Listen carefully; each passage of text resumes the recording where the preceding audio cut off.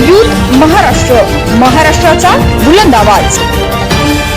ताज्या बातम्या, मनोरंजन आणि व्हायरल बातम्यांसाठी यूथ महाराष्ट्र न्यूज चॅनल आजच सबस्क्राईब करा।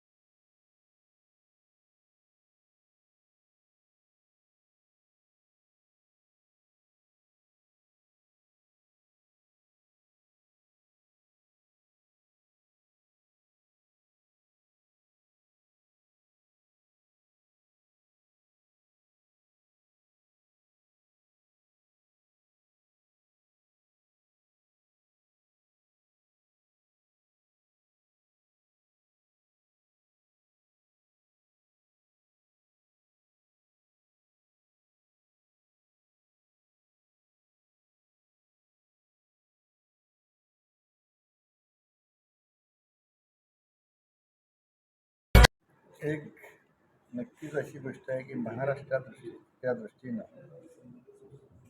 गणेश पूजन आणि गणपती बाप्पाचं आगमन, त्याची पूजा, त्याचं विसर्जन, या सगळ्या गोष्टी, प्रत्येक गोष्टी ह्या अतिशय मोठ्या भक्तिभावानं मला वाटते सर्वात जास्त चांगल्या रीतीने केले जातात। तसं तर फक्त महाराष्ट्रात नव्हे, भारत देशात आणि देशाच्या बाहेरसुद्धा गणपती उत्सव हा साजरा केला जातो।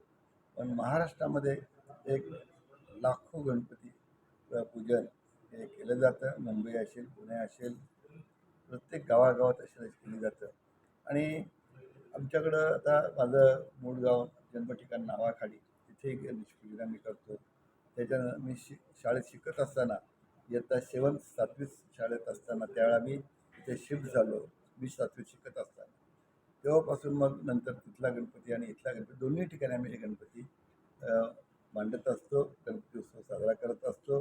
राहायला भले आम्ही पनवेलला असतो, तर देखील पनवेलपेक्षाही मूळ गाव आपले जन्मठिकाणी जे आहेत ना, तर ह्यांचं आपल्याला जे आहे ना ते ऊर्जा जास्त असते। त्याच्यामुळे त्याचबरोबरीनं माझे आईवडील भक्तिभावानं पूजा करत असत। आणि तशाच रीतीनं इथं सुद्धा गेल्या वर्षी आम्ही राम मंदिराचं प्रतिकृती केली होती। यावर्षी केदारनाथ त्या देवळाची आणि परिसराची प्रतिकृती करण्यात आली। एकंदरीत असं आहे की भक्तिभावानं देवाची आपण पूजा केली, त्याचं स्मरण केलं। केदारनाथाचं असू द्या, रामाचं असू द्या, शंकराचं असू द्या, कृष्णाचं असू द्या, पण ह्या सगळ्याच्या भक्तिभावानं पूजा केली तर आपल्याला मनाला शांती मिळते आणि मग आपला धंदा, उद्योग, नोकरी यामध्ये आपली प्रगती होत असते। आणि तशा दृष्टीनं आमच्या घरामध्ये आईवडिलांच्या परंपरेपासून ही देवस्थानाला आम्ही जास्त महत्त्व देत असतो। आणि म्हणूनच आता समोर तुम्हाला राधाकृष्ण मंदिर दिसेल, याबद्दल आणखीन गणपतीचं शंकराचं मंदिर दिसेल, तर ही आमच्या घरात फॅमिलीमधली गणपती आहेत। आपलं पुन्हा खंडोबारायाचं सुद्धा आम्ही जे कुलदैवत असलं त्यांचंही मंदिर बांधलं आहे। देवालय बांधणं हे माझ्या दृष्टीनं अतिशय महत्त्वाचं आणि परमपूज्य असं काम वाटतं। म्हणून गावोगावचे जिथे इथं देवळवाले आमच्याकडे येतात, तर कुठेही देऊळ बांधणारा माणूस रिक्त असतं, जात नसतं, ही सेवा करत असतो। आणि म्हणूनच यावर्षी दरवर्षीप्रमाणे आम्ही ते केदारनाथच्या मंदिराच्या देखाव्याच्या दृष्टीनं नियोजन केलं आणि गणपती बाप्पाच्या दर्शनाला आलो आहे। आज सत्यनारायणची पूजासुद्धा त्या निमित्ताने ठेवण्यात आलेली आहे। मला अतिशय आनंद होतो आहे की ह्या गणेश उत्सवामध्ये आम्ही सर्व ठाकूर फॅमिली एकत्र येऊन हे साजरे करतो। नागरिकांनी एकंदरीत गोष्ट अशी आहे की आता जे सरकारसुद्धा आपल्याला अतिशय चांगल्या सूचना करत आहे की गणपती विसर्जन करत असताना सुद्धा घाण होणार नाही, याची आपण काळजी घ्यावी। कृत्रिम तलावात विसर्जन करावं, शेडूच्या भक्ती कराव्यात। आणि ह्या ह्या ह्या दृष्टीने सुद्धा असं आहे की कुठेही भांडण तंटा न करता, शोरशराबा जास्त न करता, भक्तिभावानं गाणी म्हणावीत, त्याबद्दल वाद नाही, नाच गाणी पण करावीत।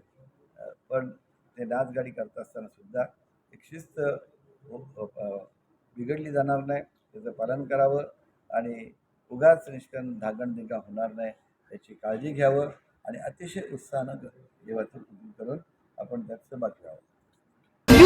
महाराष्ट्र महाराष्ट्राचा बुलंद आवाज.